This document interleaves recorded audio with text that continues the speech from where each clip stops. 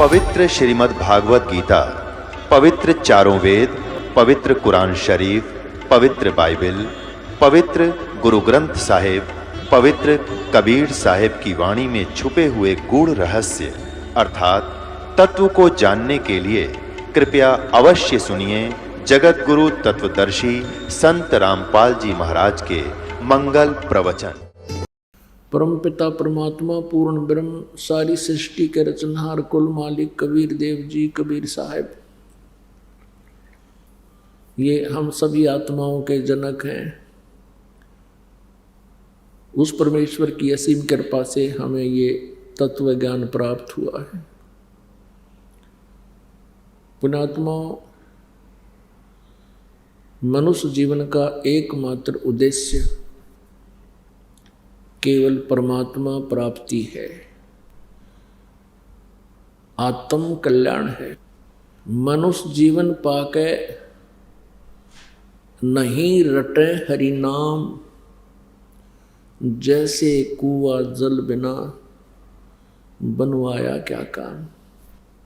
परमेश्वर कबीर देव जी कबीर साहिब अपनी प्यारी आत्माओं को अपने निज स्थान का ज्ञान कराने के लिए स्वयं ही आते हैं और हमें प्रेरणा करते हैं कि तुम यहाँ काल के जाल में फंसे हुए हो, ये तुम्हारा ठिकाना नहीं है।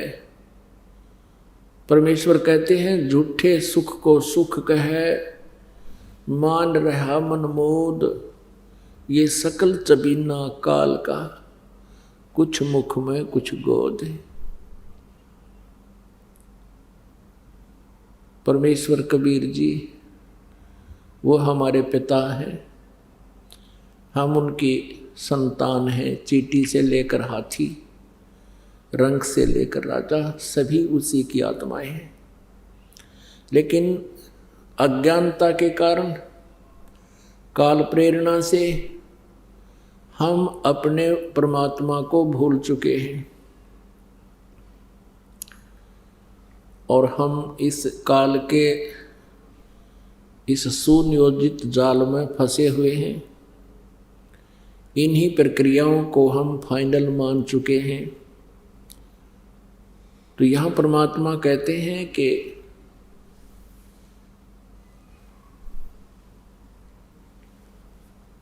इस झूठे सुख को सुख कहे, ये मान रहा मनमोद, सकल चबीना काल का, कुछ मुख में कुछ गोद है।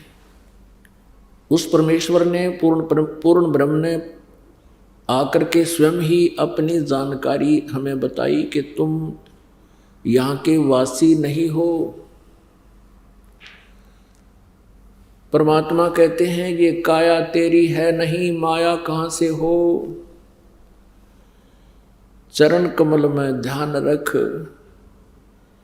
इन दोनों को खो। नंगा आया जगत में, नंगा ही तू जाए, और बीच कर ख्वाबी ख्याल है, ये इस काल ने और माया ने तुम्हें भरमाया। सर्व सोने की लंका थी, रावण से रणधीरम, एक पलक में राज विराजी, जम के पड़े जंजीरम। परमात्मा याद दिलाते हैं कि आप जी जिस व्यवस्था में अपना मानुष जीवन व्यस्त किए हुए हो, बर्बाद कर रहे हो, व्यर्थ कर रहे हो, उद्देश्य क्या रखा हुआ है कि घना धन हो जा, बड़ी कोठी बन जावे, उसमें चिप्स मार्बल लग जावे, अच्छी कार हो, बैंक बैलेंस घना हो, फिर क्या हो जाएगा। परमात्मा याद दिलाते हैं कि सर्व सोने की लंका थी। रावण ने लंका पूरी जो है सोने की ईंटों से बना रखी थी, जैसे यहाँ गारा की ईंटें बनी हुई हैं और सीमेंट में चनी जाती है, चूने में चनी जाती थी। ऐसे सोने की ईंटें, स्वर्ण की, गोल्ड की, और गोल्ड की ही गारा, सीमेंट, उसमें उसने महल बना रखे थे अपने। और यहाँ किसी के पास 200 ग्राम सोना हो जाए तो काख पीटता फिरे, और इन्हों सोचा बहुत धनवान हो गया। परमात्मा कहते हैं ये भूल है। सारी सोने की लंका थी, रावण जैसे सूरवीर थे। परमेश्वर कबीर जी कहते हैं भक्ति बिना क्या होत है, ये भरम रहा संसार, रति कंचन पाया नहीं, रावण चलती बार। रति माने 1 ग्राम स्वर्ण रावण अपने साथ नहीं ले जा सका, सर्व सोने की लंका थी। तो क्या बताते हैं, भक्ति बिना क्या होत है, ये भ्रम रहा संसार, रति कंचन 1 ग्राम गोल्ड रावण साथ नहीं ले जा सका जब मृत्यु हुई चलती बार।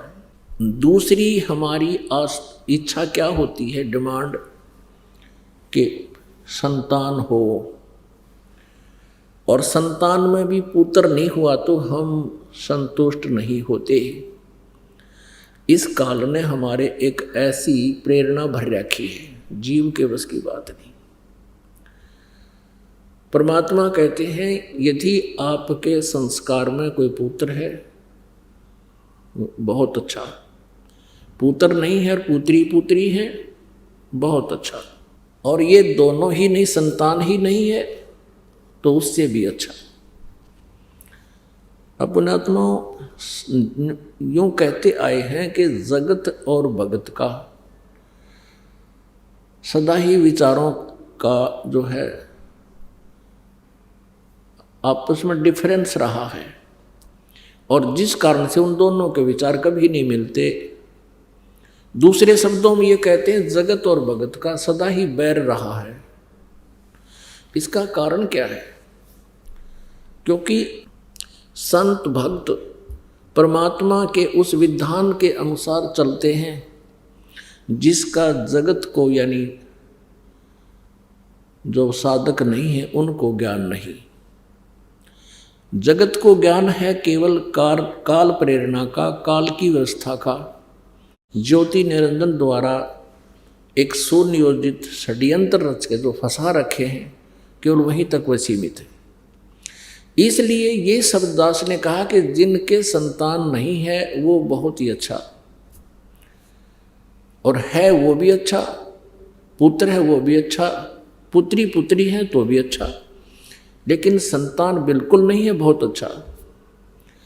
क्योंकि यदि आप भक्ति करना चाहते हैं तो परमात्मा के विधान से आपको परिचित होना पड़ेगा, उस पर विश्वास करना ही पड़ेगा। हम यहाँ एक दूसरे के साथ संस्कारों के कारण जुड़े हुए हैं, और संस्कार से ही कोई पुत्र बनता है, कोई पुत्री बनती है। संस्कार से ही हम एक दूसरे के नाती बनते हैं, कोई साला बनता है, कोई दामाद बनता है, कोई ससुर बनता है, कोई सास बनती है। कहने का भाव ये है कि हम एक दूसरे से के साथ हमारे संस्कार जुड़े हुए हैं, जिस कारण से हम यहाँ संयोग से जुड़ते हैं, उस पूर्व जन्म के संयोग से। उन संस्कारों से हमारा फिर संयोग बन जाता है, हम यहाँ एक दूसरे के साथ जुड़ जाते हैं। एक उदाहरण देते हैं। एक व्यक्ति था, किसान था, उसको एक पुत्र प्राप्त हुआ, उसकी पत्नी की मृत्यु होगी। उसने दूसरा विवाह करवाया, उससे एक पुत्र की प्राप्ति हुई, फिर उसकी पत्नी की भी मृत्यु होगी और स्वयं की भी मृत्यु होगी। बड़ा लड़का जो था वो पहले वाली पत्नी से था, और दूसरा दूसरे वाली पत्नी से हुआ। उनकी आपस में एज फैक्टर में कम से कम भी 10-12 वर्ष का अंतर था। छोटा लड़का 12 वर्ष का हुआ तो बड़े बड़े लड़के का विवाह हो चुका था। छोटे वाला लड़का यानी उसका छोटे वाला भाई बीमार हो गया।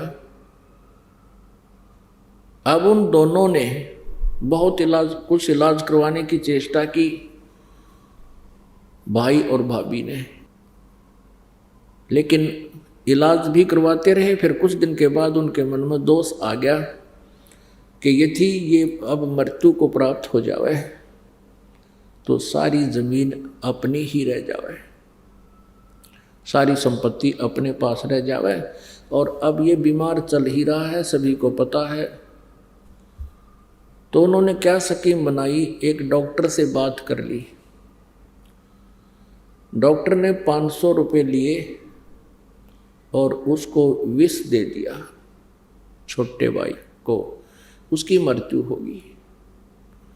बात रफा दफा हुई, सभी को पता था भाई बीमार चल रहे हैं, महीना 2 महीने से वो बीमार थे, मृत्यु होगी, बात खत्म हुई। कुछ दिनों के उपरांत उस बड़े भाई को पुत्र प्राप्त हुआ और बहुत ही अच्छी तरह उसका लालन पालन किया, क्योंकि पूरी संपत्ति थी। अब वो लड़का विवाह के योग्य हो गया, उसका विवाह कर दिया। विवाह होने के उपरांत वो बीमार हो गया और इतना बीमार हो गया कि कम से कम उस पे कई लाख रुपए खर्च हो गए। अब बहुत चिंतित हुए, इकलौता पुत्र मृत्यु सैया पर, बहुत चिंतित। वो अपने बच्चे के पास बैठा हुआ है, वो व्यक्ति बहुत ही दुखी मन से वहाँ पर बैठा है। तब वो लड़का बोलता है जो बीमार था, रोगी था, उसने कहा कि भैया अब मेरा और तेरा केवल एक कफन और लकड़ी का हिसाब किताब शेष रहता है, बाकी सब मैंने अपना चुकता कर लिया। लगभग आधी संपत्ति उसने सेल कर दी उस अपने पुत्र के इलाज के लिए, ट्रीटमेंट के लिए। तब उस व्यक्ति ने सोचा कि बच्चा बहुत बीमार है, इसकी मानसिक हालत भी बिगड़ गई है, ये मुझे भाई कह रहा है। तब उसने कहा कि बेटा मैं तेरा भाई नहीं, तेरा पिता हूं। तब उसने कहा लड़के ने, जो रोगी था, कि मैं खूब जानता हूं तू मेरा क्या है। मैं तेरा बेटा नहीं, मैं तेरा भाई हूं और तू मेरा दुश्मन है।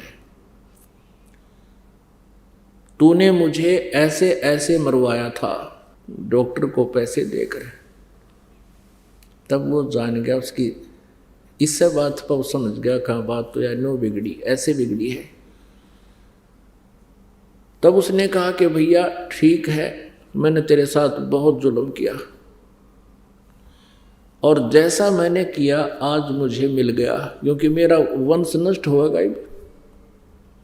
इकलौता पुत्र मृत्यु को प्राप्त हो रहा है, अब मुझे कोई खेद नहीं। मैंने जैसा जुल्म किया था मुझे फल परमात्मा ने दे दिया। पर एक बात बता भाई, मैंने तो जैसा किया फल मिल गया, मेरा तो विनाश कुल नाश हो गया, लेकिन इस लड़की ने जो तेरे विवाह हुआ है इसका क्या दोष बेचारी का। अब ये सती होगी तेरे साथ। पहले सती प्रथा थी, पति मर जाता था तो पत्नी को साथ चिता में जिंदी जलाया करते थे, जीवित को फूका करते थे, उसको सती प्रथा कहते थे। तो कहने लगा अब इस बेटी का क्या दोष है, ये जिंदा जलेगी तेरे साथ। तो उसने बताया कि वो डॉक्टर कहाँ है। अब उसने बताया कि वो तेरी मृत्यु के 4 वर्ष बाद मृत्यु को प्राप्त हो गया था। तब उस लड़के ने कहा कि ये वही डॉक्टर है, आज मेरी पत्नी बनकर इसका जन्म है, अब ये जिंदा जलाई जाएगी। तो पुण्यात्माओं, यहाँ कबीर परमेश्वर जी कहते हैं एक लेवा एक देवा दूतम और कोई किसी का पिता नहीं पूतम। ये ऋण संबंध एक लोन आपस में ले रखा है, ऋण संबंध जुड़ा एक ठाठा, अंत में सब 12 बैठा।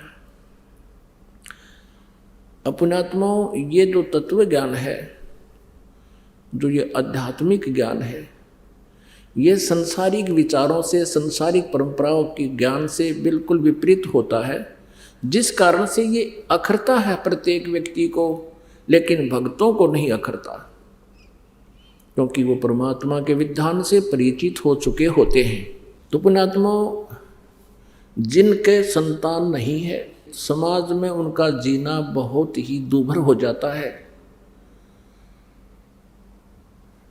और जिनको ये आध्यात्मिक ज्ञान परमात्मा का विधान समझ में आ जाता है, वो फिर समाज की बातों पर ध्यान नहीं देते, क्योंकि वो भक्त हैं, क्योंकि वो स्टूडेंट हैं परमात्मा वाली यूनिवर्सिटी के। तो फिर वो समाज के उन जो लोक वेद पर वो कोई ध्यान नहीं देते। अपनात्माओं, जिनके आज संतान नहीं है और ये मार्ग मिल गया, धन्य भाग है वो, क्योंकि उनका पिछला ऋण नहीं, शेष नहीं है, किसी का कोई लेन देन नहीं है। और जिनके संतान है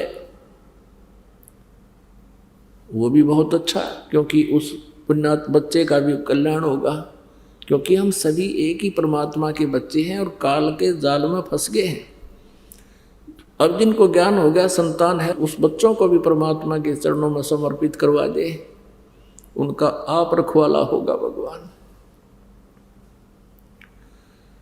और फिर हमारे जो आपस में संस्कार हैं वो हल्के हो जाएंगे प्रभु की कृपा से, क्योंकि ये परमेश्वर कबीर देव, ये परम अक्षर ब्रह्म हमारे प्रारब्ध में परिवर्तन कर सकता है, हमारे संस्कारों को हल्के करके उनको निमटवा देता है।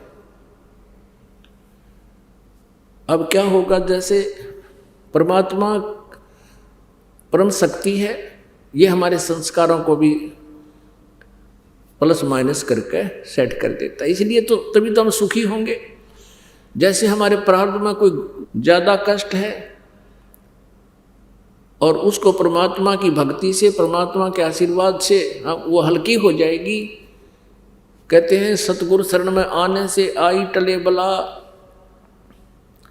और जय मस्तिष्क में सूली हो वह कांटे में टल जा।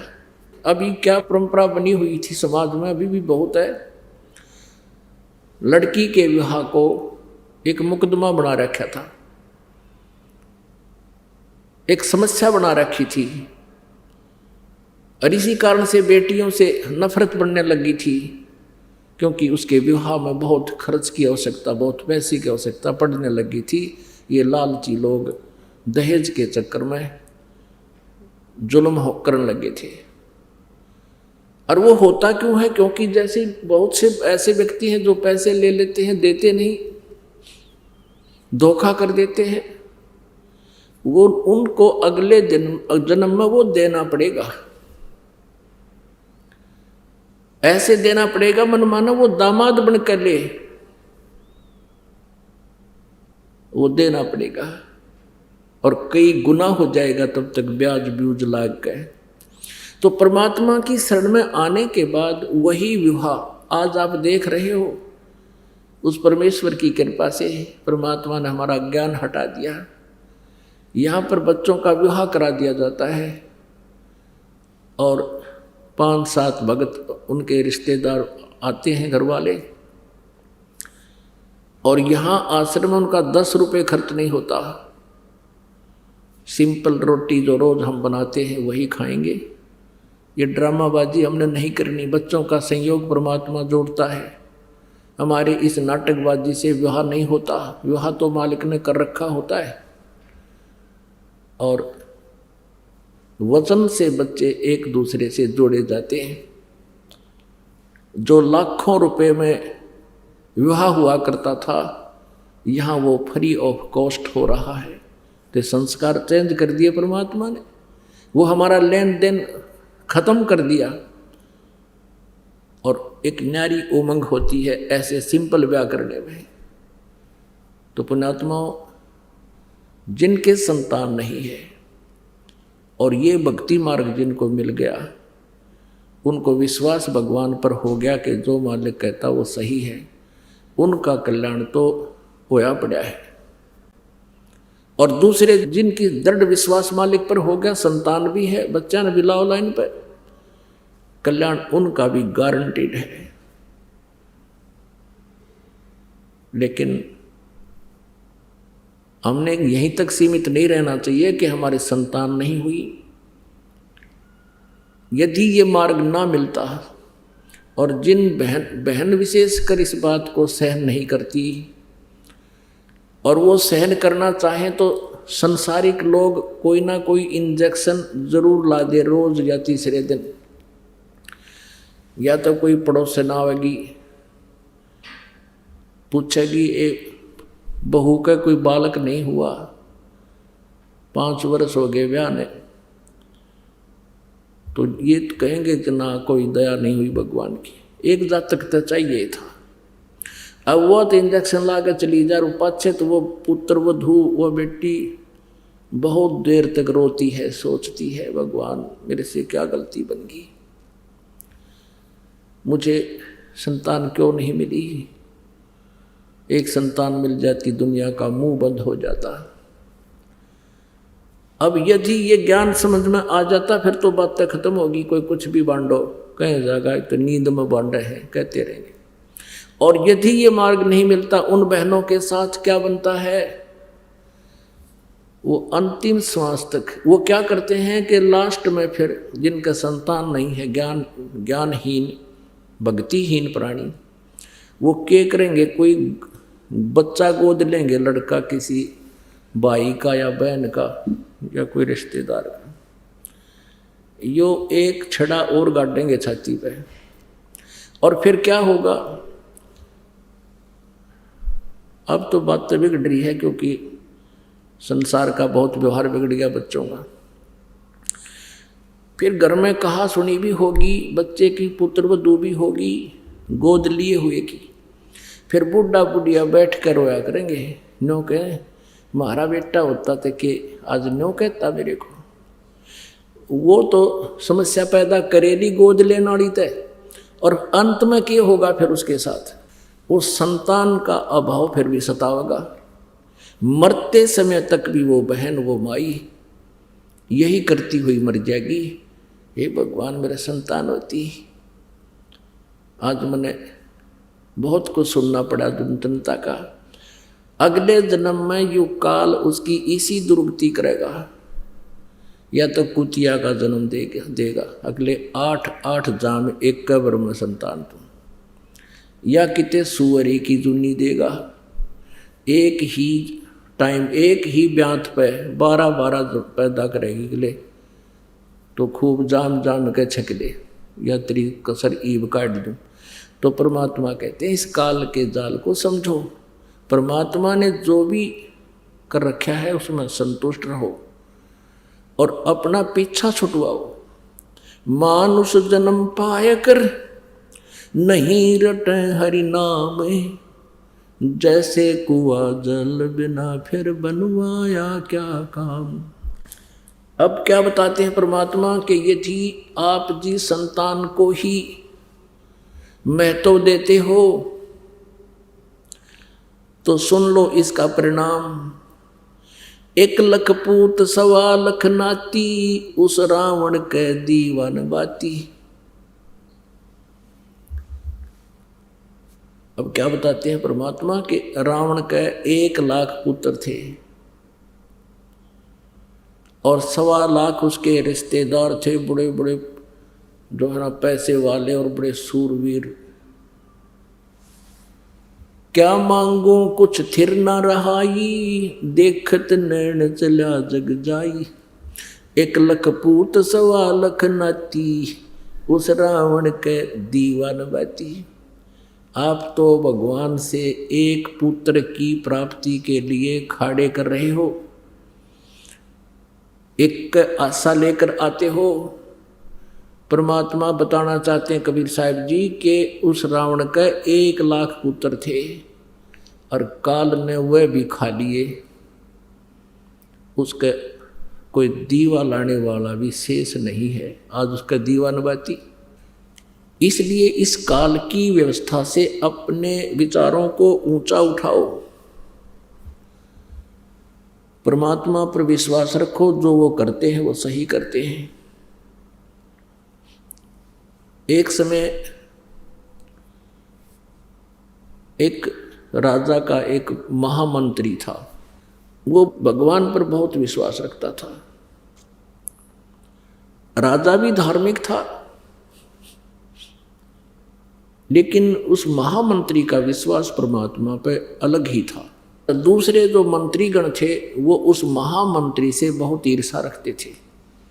उनका उद्देश्य था कि किसी प्रकार ये राजा के हृदय से गिर जावे और मेरा नंबर आ जावे महामंत्री पद पर। तो एक व्यक्ति ऐसे उसकी निंदा चुगली करते रहते थे, कोई ना कोई दाव लगाए रहता था। एक दिन राजा अपनी तलवार की धार चेक कर रहा था, वो कितनी तेज है, ऐसे स्वाभाविक निकाल कर अन्य हाथ से ऐसे देखते हैं जैसे ये नाई उस तरह देखा कर। उधर से वो बातें भी कर रहा था और साथ में उनके मंत्री महामंत्री खड़े थे। उसका ध्यान रहा नहीं, राजा की उंगली कट गई, अलग होगी, दूर जा गिरी। और वो राजा ने कहा, ले भाई बड़ा बुरा हुआ है, तो मेरी तो उंगली कट गई। तो महामंत्री ने कहा कि राजन बहुत अच्छा हुआ, परमात्मा जो करता है वो अच्छा ही करता है, अच्छा ही हुआ। अब उस राजा का कुछ तो दर्द हो रहा, और कुछ ही वो चुगलखोर पहले उनको कहते थे कि ये आपका वफादार नहीं है। राजा को वो बात ध्यान में आ गई कि ये तो मेरा शत्रु है, मेरी उंगली कटी नहीं होगा, बहुत अच्छा हुआ। राजा ने कहा दूसरों को कि इसको कैद में ठोक दो, और जो चापलूस था वो महामंत्री बना दिया, जो उस भगत की निंदा किया करता था। कुछ दिनों के बाद राजा की उंगली ठीक होगी, ठीक का मतलब कट तो गई वो, लेकिन वो जख्म भर गया, जो शेष टूंड सा बचा था इतना, बाकी सारी कट चुकी थी। राजाओं की फिर एक व्यवस्था होती है, वो शिकार खेलने जाते हैं, जंगल में शिकार खेलने जाते हैं, इन मृगों को मारते हैं। अब राजा और वो महामंत्री जो नया चुना था, और भी 20-30 उसके सैनिक 50 चले गए। राजा और महामंत्री जंगल में अकेले रास्ता भूल गए। उधर से जंगली लोगों का कोई पर्व था, देवी को बलि देनी थी। उनके पुरोहित ने कह रखा था उन जंगली लोगों के सरदार को, उनके पुरोहित ने कह रखा था कि मनुष्य की बलि दो, तब देवी प्रसन्न होगी। तो उन्होंने, उस सरदार ने, वहाँ के जो मुखिया ने, जंगल के उन लोगों के मुखिया ने चारों तरफ बहुत से अपने व्यक्ति भेज दिए कि कोई मनुष्य लाओ पकड़ के, आदमी लाओ पकड़ कर, नर बलि।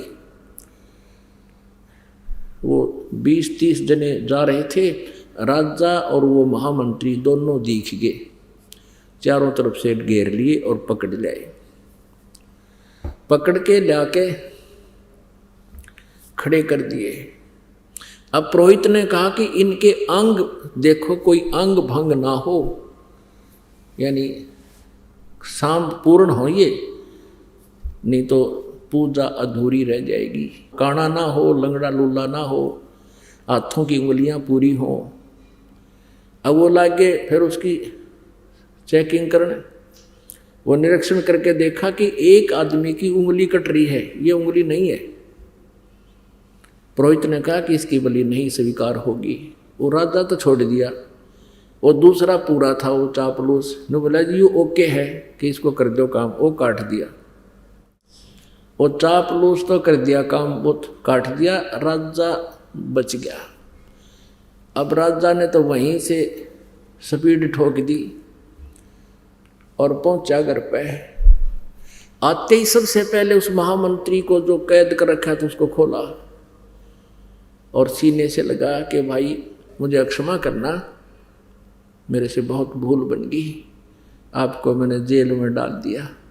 आपने जो शब्द कहा था उस दिन कि आपकी उंगली कट गई, बहुत अच्छा हुआ, मुझे बहुत दुख हुआ था आपकी बात का, लेकिन आज मेरे साथ वो घटना घट गई कि आपका वचन सही था, कि ये बहुत अच्छा हुआ। अब राजा समझ गया, राजा को पता लग गया कि मेरी उंगली कटने से मेरी मौत बच गई, मेरा जीवन बच गया, नहीं तो मेरी जान जानी थी। तो फिर उस राजा ने मंत्री से कहा कि भी ठीक है, मेरे लिए तो अच्छा हुआ मेरी उंगली कट जाने से मेरी जीवन रक्षा होगी, लेकिन आपके लिए क्या हुआ, आपको अननेसेसरी 6 महीने की कैद काटनी पड़ेगी। अब वो महामंत्री, भूतपूर्व महामंत्री कहता है कि मेरी भी जान बच गई ना, आज तेरे साथ मैं होता और मेरी जान जाती, इस 6 महीने की कैद में मेरा भी जीवन रक्षा होगी, ये भी बहुत अच्छा हुआ। तो पुण्यात्माओं, ये भले ही कथाएं हों और भले ये सच्चाई है, लेकिन ये विधान परमात्मा का ऐसा ही है, हमने इसको सत्य ही मानना पड़ेगा। तो किसी के साथ कोई ऐसी घटना घट भी जाती है तो इन परमात्मा के जो दिए हुए फार्मूले हैं, इनको तुरंत अप्लाई कर लिया करो अपने माइंड में, 90% टेंशन खत्म हो जाएगी। और फिर रिजल्ट देखना परमात्मा का। कहते हैं दुआर धनी के पड़ा रहे और धक्के धनी के खावे, 100 काल जगजोल ही पर द्वार छोड़ नहीं जावे। एक ये फार्मूला है। राम नाम रटते रहो, राम नाम रटते रहो, जब तक घट में प्राणी, कभू तो दीन दयाल के भनक पड़ेगी कान। अब ये दूसरा फार्मूला है कि परमात्मा के आगे उसके चरणों में पड़े रहना, आखिरी श्वास तक भक्ति करते रहना, और कोई भी मान ले आपके ऊपर आपत्ति है तो कहते हैं कदे तो दीन दयाल कहे बनक पड़ेगी कान। कभी तो सुनेगा दाता हमारी, और अवश्य सुनेगा, वो सबकी सुनता है। भक्तों के लिए तो वो अपना सतलोक त्याग कर यहाँ आ जाता है। तो पुण्यात्मा, परमात्मा ने कहा कि राम नाम रटते रहो। परमेश्वर ने स्वयं ही हमें एक तत्वदर्शी संत बनकर हमें समझाया है, अपना ही डबल रोल करके कहा है कि राम नाम रटते रहो जब तक घट में प्राण, और कभू तो दीन दयाल के भनक पड़ेगी कान। तो कौन से राम का जाप जपना चाहिए? अब यहां समस्या आती है। अब हमने अनेक राम यानी देव भगवान सेलेक्ट कर रखे हैं जिनकी हम पूजाएं करते रहे। भगवान ब्रह्मा जी जो रजोगुण हैं, भगवान विष्णु जी जो सतोगुण हैं, भगवान शिव जी जो तमोगुण हैं। ये हमारे पवित्र हिंदू धर्म के प्रधान देवता हैं। इनके बारे में अभी तक लोक वेद सुनाया जाता था इन अज्ञानी गुरु ऋषि महर्षियों और ब्राह्मणों के द्वारा कि ये अजरो अमर हैं, इन्हीं की पूजा करनी चाहिए। अब हमने राम सेलेक्ट करना है, हमने भगवान सेलेक्ट करना है, किसकी पूजा करनी चाहिए जिससे हमारा जन्म और मृत्यु का रोग नाश होए, जिस भगवान की भक्ति से हमारे शुभ संस्कार बने, अशुभ संस्कारों का नाश हो, हमारे प्रारब्ध के पाप कर्मों का नाश हो। एक कई बार भक्त प्रसन्न करते हैं कि जैसे भगवान श्री कृष्ण जी अर्थात विष्णु जी ने राजा मोरध्वज के पुत्र ताम्रध्वज को आरे से 2 फाड़ करवा के उसकी मृत्यु हो गई थी, फिर उसको जीवित कर दिया था। तो वो भक्त कहते हैं, क्या भगवान श्री विष्णु अर्थात श्री कृष्ण जी में शक्ति नहीं है? ये भी तो दुख दूर कर सकते हैं। अब पुण्यात्माओं, अब मोरध्वज राजा के पुत्र को जीवित करके दुख दूर क्या किया? वो तो दुख पैदा किया श्री कृष्ण ने जाके, और जाके कह दिया हमारे शेर का आहार तुम्हारे परिवार में से एक आदमी हो। और लास्ट में लड़के के ऊपर आप फैसला कर दिया, तुम अपना लड़का काटो मेरे शेर के लिए, सिंह के लिए। अब उसने तो समस्या पैदा कर दी जाकर, उनके जी ने सुख के कराया, वो लड़का जीवित कर दिया। अपने आत्माओं, ये 16 कला के भगवान हैं और ये चतुर्भुजी भगवान है। एक छोटा मोटा सिद्ध भी ऐसी क्रियाएं कर देता है। गोरखनाथ जी ने अपने गुरु मच्छंदर नाथ जी की अस्थि उठाकर उनका शरीर फूंक दिया गया था, उन अस्थियों से ही उसको पुनर्मनुष्य बना दिया और जीवन दान दे दिया। तो यहाँ कहने का भाव ये है कि और वही श्री कृष्ण जी जिसने मोरध्वज के राजा के पुत्र ताम्रध्वज को जीवित कर दिया आरे से चरवा के मृत्यु के उपरांत, वो अपने सगे भांजे अभिमन्यु को जीवित नहीं कर सके। श्री कृष्ण अर्थात विष्णु जी, जो सुभद्रा पुत्र थे अभिमन्यु जी, महाभारत के युद्ध में चक्रव्यूह में उनकी मृत्यु हो गई थी। पांडवों का कुल नाश हो रहा था। श्री कृष्ण रो रहा था, सुभद्रा रो रही थी। 5 पांडवों के आंसू टपक रहे थे। श्री कृष्ण जीवित नहीं कर सके। कारण क्या है? परमेश्वर कबीर जी ने बताया है कि उस ताम्रध्वज लड़के के श्वास शेष थे, यानी उसकी आयु शेष थी, और उस अभिमन्यु की आयु शेष नहीं थी। उसके प्रारब्ध में इतना ही आयु था और वहीं उसकी मृत्यु निश्चित थी, जिस कारण से अभिमन्यु को श्री कृष्ण जीवित नहीं कर सके। मासा घटे न तिल बधे, विद न लिखे जो लेख, सच्चा सतगुरु मेट कर ऊपर मारे मेख। तो कबीर देव जी, कबीर परमेश्वर जी यदि हमारी आयु शेष ना हो उसको भी आयु प्रदान कर सकते हैं।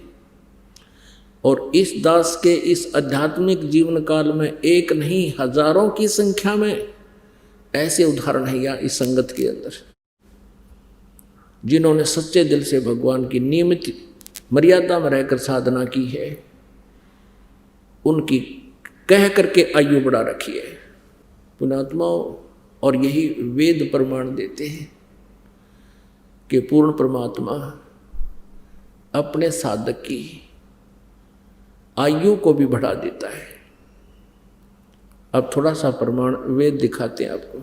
कबीर परमेश्वर जी ने अपनी प्यारी आत्मा धर्मदास जी से कहा था कि धर्मदास, वेद मेरा भेद है, मैं मिलूं वेदन से नहीं, और जौन वेद से मैं मिलूं वो वेद जानते नहीं। ये चारों वेद मेरी ही महिमा का गुणगान कर रहे हैं, लेकिन इन वेदों में वर्णित विधि से मेरी प्राप्ति नहीं हो सकती।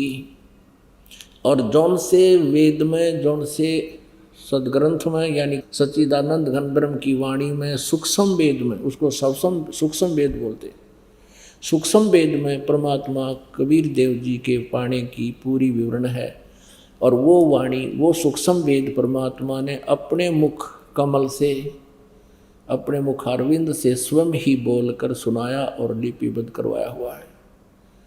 यही प्रमाण गीता जी अध्याय नंबर 4 के श्लोक नंबर 32 में है कि अभी तक अर्जुन तूने अध्याय 4 के 25 से लेकर 31 तक श्लोकों में जो भी जिस इस प्रकार की साधनाएं साधक करते हैं वो देखी सुनी, लेकिन उस सच्चिदानंद घन ब्रह्म की वाणी में ब्रह्मणे मुखे इन अज्ञानी अनुवादकर्ताओं ने यहाँ गलत कर रखा अनुवाद, या अनुवाद गलत कर रखा है। ब्रह्मणे मुखे का अर्थ लिख दिया इन्होंने वेद की वाणी, नहीं, सच्चिदानंद घन ब्रह्म की वाणी। गीता जी अध्याय नंबर 17 के श्लोक नंबर 23 में ब्रह्मणे का अर्थ इन्होंने लिखा है सच्चिदानंद घन ब्रह्म अर्थात परम अक्षर ब्रह्म। यहाँ चौथे अध्याय के 32वें श्लोक में ब्रह्मणे मुखे का अर्थ है सच्चिदानंद घन ब्रह्म की वाणी, यानी कबीर वाणी में सूक्ष्म वेद में बहुत विस्तार के साथ आध्यात्मिक यज्ञों की जानकारी है। यज्ञ माने धार्मिक अनुष्ठानों की जानकारी है,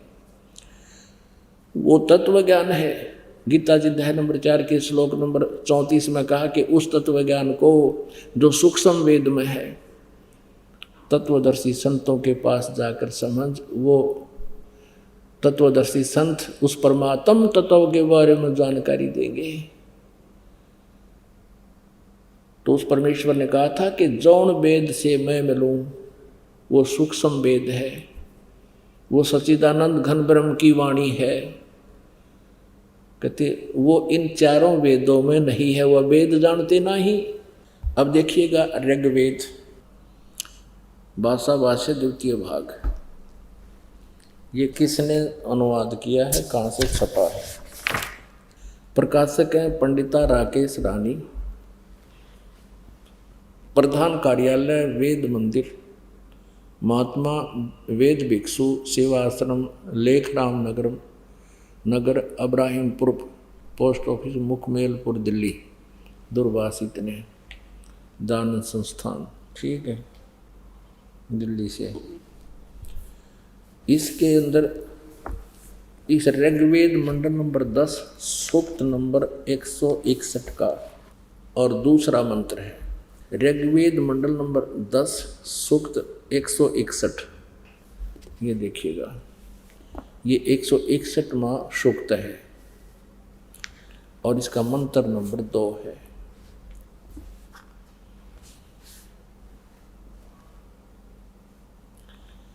यदि किसी रोगी की जीवन शक्ति समाप्त हो, यदि वह सीमा से भी परे हो गया है, यदि वह मृत्यु के सन्निकट चला गया है, तो भी उसे मैं भारी कष्टप्रद रोग के पंजे से मुक्त कराऊं तथा उसे 7 वर्ष के जीवन हेतु 100 वर्ष के जीवन हेतु सत सरदाए, यानी 7 माने 100, शरद माने सर्दी ऋतु, जो का कारण इसने 40 दिवाली खा रखी है। ऐसे ये यानी 7 वर्ष के जीवन हेतु बल संपन्न करूं। भावार्थ, यदि रोगी की जीवन शक्ति समाप्त हो, यानी जीवन खत्म हो गया हो रही है और उसका रोग सीमा को पार कर गया है, तब भी परमात्मा उसे इस कष्टप्रद रोग से मुक्त कर 7 वर्ष यानी 100 वर्ष का जीवन दे सकता है। ठीक है, एक और दिखाते हैं ऋग्वेद, ये छोटे वाला है, मंत्र तो वही है, इनका सिर्फ साइज पुस्तक का अनुवाद करके छोटा बड़ा इन्होंने किया हुआ है। 9-10 मंडल इकट्ठा ही किया है ये कहाँ से प्रकाशित है? प्रकाशक हैं सार्वदेशिक आर्य प्रतिनिधि सभा, महर्षि दान भवन, रामलीला मैदान, नई दिल्ली। ये इनके फोन और फैक्स नंबर हैं। मुद्रक Prince offset printers 1510 Pataudi house, Daryaganj, नई दिल्ली से। अब इन्होंने यहाँ थोड़ी सी हेरफेर करने की चेष्टा की है, इस अनुवादकर्ता ने गड़बड़ी करने की चेष्टा की। देखिएगा, ऋग्वेद मंडल नंबर 10 सूक्त नंबर 161 और मंत्र नंबर 2, यहाँ देखिए, यदि रोगी नष्ट जीवन शक्ति वाला हो गया है और यदि अथवा सीमा से परे चला गया है, यदि मृत्यु के समीप है, समीप पहुंच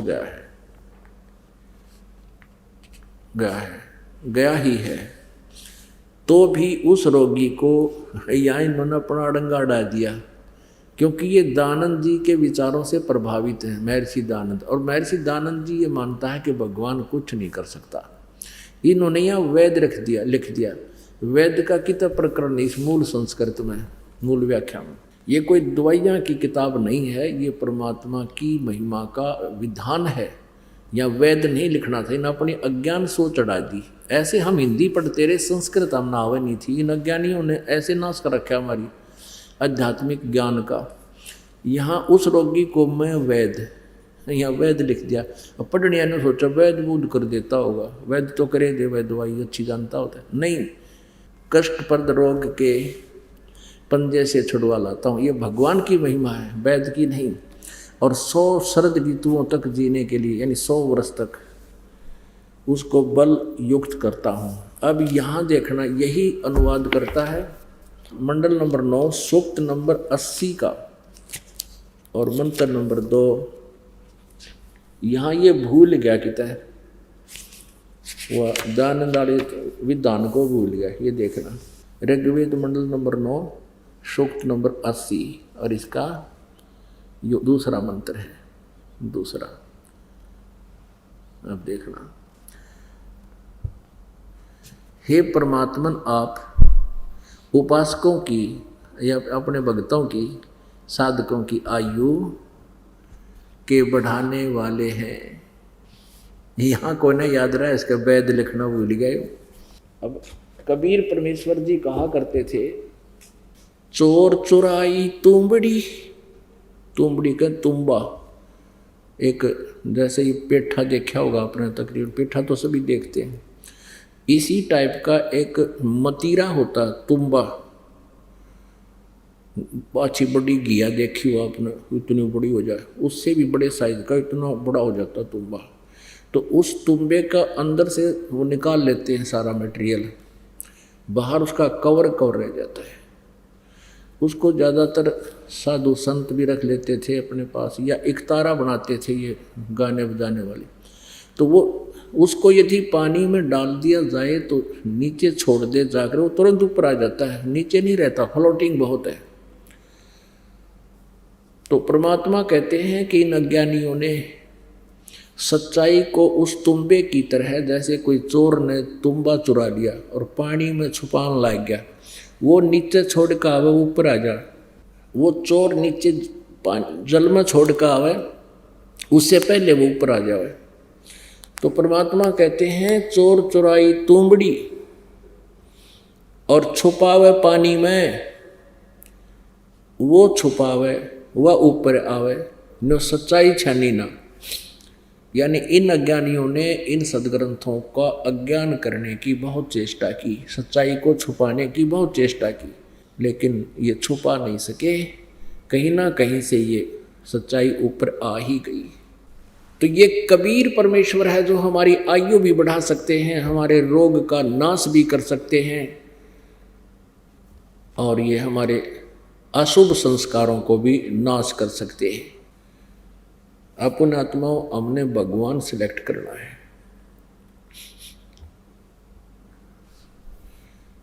अब आपको दिखाते हैं, परमात्मा कहते हैं, तुम कौन राम का जपते जापम और तात कटे ना तुमरे तीनों तापम।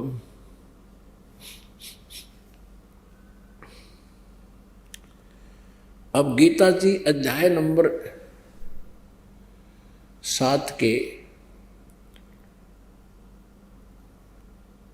श्लोक नंबर 12 से लेकर 15 में इन तीनों गुणों, रजगुण ब्रह्मा, सतगुण विष्णु, तमगुण शिव जी की भक्ति करने वालों के विषय में कितनी शानदार निर्णायक व्याख्या की है कि जो इन तीनों देवताओं की, ब्रह्मा जी की तो पूजा कोई करता ही नहीं, ज़्यादातर श्री विष्णु जी और इनके अवतार श्री रामचंद्र जी, श्री कृष्ण जी की ही पूजा करते हैं, और या फिर भगवान शंकर की इनके साथ साथ करते हैं। अब इन तीनों की भक्ति हमने करनी चाहिए या नहीं, इसका निर्णय भी सद्ग्रंथ ही देंगे। जैसे श्रीमद् भगवत गीता जी अध्याय नंबर 16 के श्लोक नंबर 23 में कहा कि जो शास्त्र विधि को त्याग कर मनमाना आचरण करते हैं उनको न तो सुख होता है न उनको कोई सिद्धि प्राप्त होती है और न ही उनकी गति होती है, यानी यूजलेस, व्यर्थ।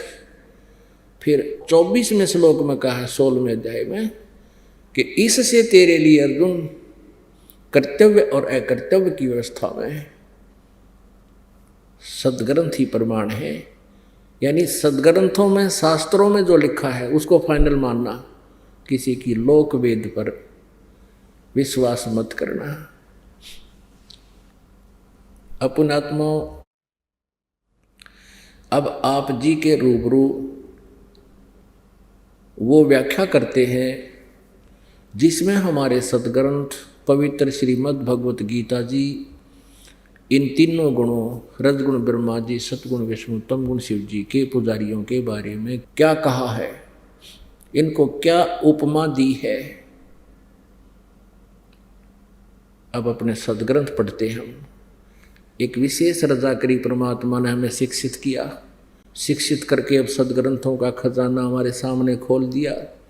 सद्ग्रंथ सत्य हैं, वेद कतेब झूठे नहीं भाई, झूठे हैं जो समझे नाही। झूठे तो वो हैं जो इनको समझ नहीं सके, ये शास्त्र गलत नहीं है। देखिएगा श्रीमद् भगवत गीता, जय दयाल गोविंद का इसके अनुवादक है, गीता प्रेस गोरखपुर से ये छपी है, प्रकाशित है। अब हम अपने सद्ग्रंथों को स्वयं पढ़ेंगे। पहले ये नकली गुरु हमें गलत बताते रहे। 7वां अध्याय अथ 7वां अध्याय प्रथम मंत्र में गीता ज्ञानदाता कहता है, हे पार्थ, अनन्य प्रेम से मुझ में आसक्त चित्त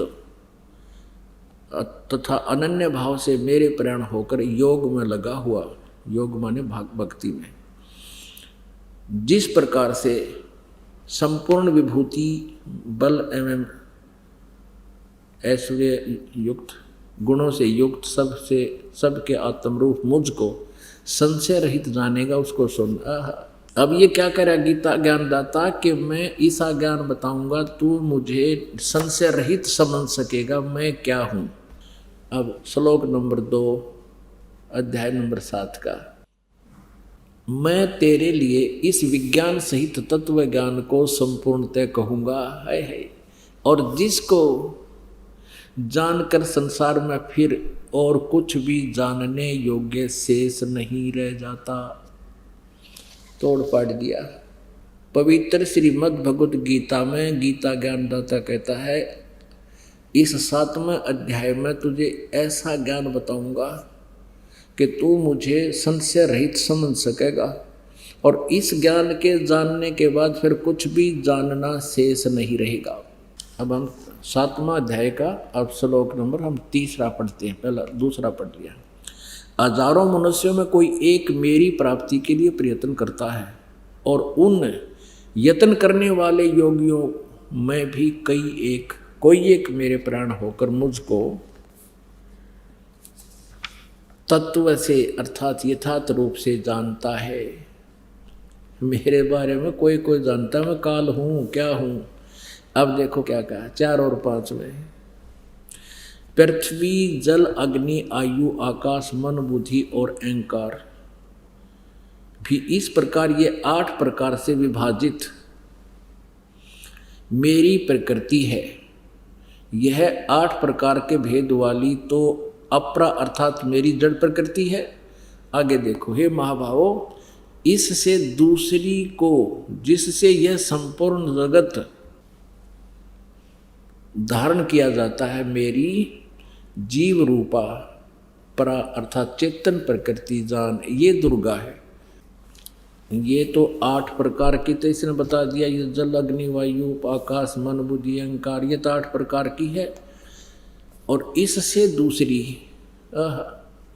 ये तो जड़ प्रकृति है और इससे दूसरी को जिससे ये संपूर्ण जगत धारण किया जाता है, मेरी जीव रूपा यानी चेतन प्रकृति जान, ये दुर्गा के बारे में कहा। इसी अब यहाँ प्रकृति दो होगी, ये ध्यान रखना। और इस प्रकृति के बारे में, दुर्गा के बारे में शिव पुराण और दुर्गा पुराण में भी यही प्रमाण है। अब हम आएंगे गीता जी अध्याय नंबर 7 के अब 11 में। ये देखिएगा अध्याय नंबर 7 का अब 11। हे भरत श्रेष्ठ, मैं बलवानों का आसक्त और कामना से रहित बल हूँ, बलवानों का बल यानी सामर्थ्य हूँ, और सब भूतों में धर्म के अनुकूल, शास्त्र अनुकूल काम हूँ। अब 12वें को हम पढ़ेंगे, 7वें अध्याय का अब 12वां श्लोक पढ़ेंगे। और भी जो सतोगुण से उत्पन्न होने वाले भाव हैं और जो रजोगुण तथा तमोगुण से उत्पन्न होने वाले भाव हैं, उन सबको मुझसे ही होने वाले हैं ऐसा जान, परंतु वास्तव में उनमें मैं और वे मुझ में नहीं हैं। पुण्यात्माओं, ये पवित्र सदग्रंथ जो है श्रीमद् भगवत गीता जी, इसमें 2 प्रकार का ज्ञान है। 2 प्रकार का कैसे है? एक तो गीता ज्ञान दाता का अपना मत है, उसके अपनी सोच है, अपना अनुभव है, और दूसरा ज्ञान है वेदों का। ये चारों वेदों का सारांश है, यानी कोड वर्डों में अधिक जानकारी है श्रीमद् भगवद गीता में, और चारों वेदों का एक संक्षिप्त रूप और निष्कर्ष रूप है, ये ज्ञान है। अब इसे स्थान स्थान पर गीता ज्ञानदाता कहता है ये तो मेरा मत है, यानी मेरी सोच तो ये है, और बाकी जो ज्ञान ये दे रहा है वो वेदों वाला दे रहा है। इसने युद्ध कराने के लिए जो अटकल अड़ाई है, अटकलबाजी की है, वो तो इसका मत है। जैसे दूसरे अध्याय के गीता जी के 37वें और 38वें श्लोक में ये कहता है कि अर्जुन तो युद्ध कर ले, युद्ध के लिए खड़ा हो और लाभ हानि भूल के, लाभ हानि को भूल जा, जय पराजय की भी इच्छा मत कर, तो युद्ध के लिए खड़ा हो जा। ठीक है। और तुरंत ही कहता है कि यदि तू युद्ध में जीत गया तो पृथ्वी का राज भोगेगा, और यदि तू युद्ध में मारा गया तो स्वर्ग में जाएगा, तेरे दोनों हाथों में लड्डू। ये अटकलबाजी का ज्ञान, दोगला ज्ञान, ये भ्रमित करने वाला ज्ञान, ये काल का है, अपना मत है। अब 7वें अध्याय के 11वें श्लोक में गीता ज्ञानदाता ने क्या कहा है कि जो रजगुण यानी श्री ब्रह्मा जी से जो संसार की उत्पत्ति जीव आपस में जो है ना प्रेरित होकर के वासना वश होकर के जीव उत्पत्ति करते हैं, संतानों उत्पत्ति करते हैं, ये तो श्री ब्रह्मा जी रजगुण से हो रहा है।